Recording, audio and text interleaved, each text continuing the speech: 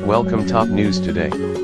Sarah Wasco Media Matters. Welcome to Executive Time, a recurring feature in which Media Matters senior fellow Matt Gertz explores the intersection between President Donald Trump's Twitter feed and the hours of cable news he reportedly consumes daily, with a special focus on his favorite morning program, Fox Friends. You can follow Matt's work on Twitter at Matt Gertz and see previous installments in this series here.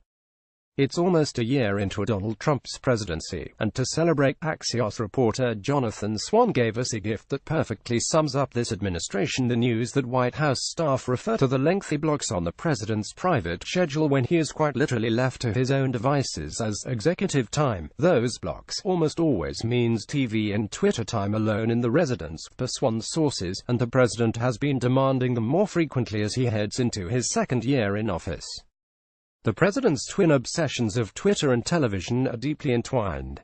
In fact, I've concluded that the best explanation for the president's Twitter feed is often that Trump is live tweeting Fox, particularly the network's Trump-loving morning show, Fox Friends, as I wrote last week in Politico magazine.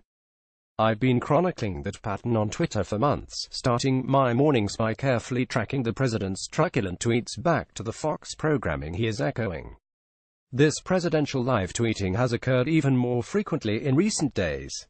The president's private schedule for January 2, Swan reports, shows that Trump's first meeting was at 11 a.m., that he had 2.5 hours of executive time throughout the day, and that his official day ended at 4:15 a.m.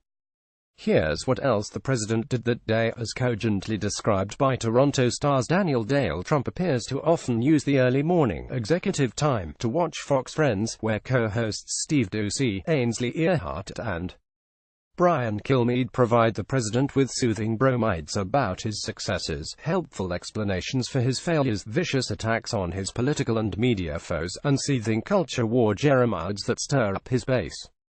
The hosts and guests know that the president may be watching, and openly use the program to try to influence his decisions. We saw presidential live tweeting scramble the policy-making process just this morning.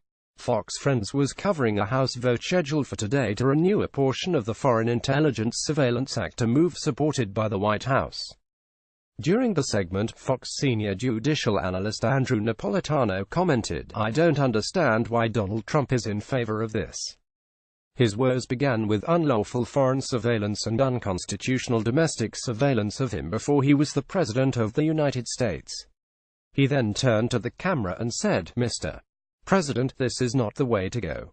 Doocy added, "Our lead story today was about how apparently the dirty dossier filled with stuff that was just made up apparently was used in part to get a FISA warrant to spy on President Trump."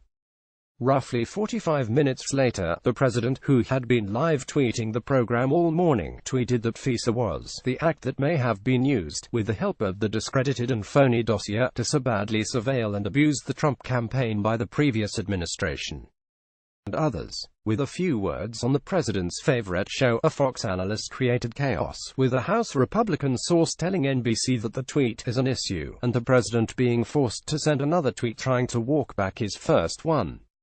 Meanwhile, Swan reported, top Hill sources are trying to figure out who got Trump to influence him to write the first tweet.